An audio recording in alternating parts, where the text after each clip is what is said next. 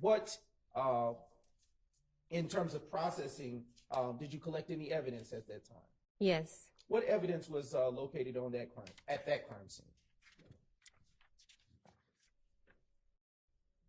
49 shell casings and 1 projectile.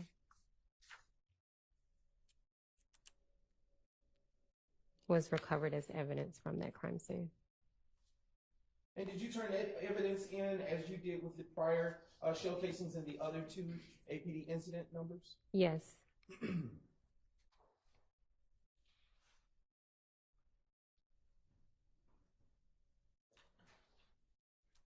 Was any of the evidence in the first APD incident number tested by you for anything? We're going all the way back to the Yes, very I first wanna go incident. back just a brief moment.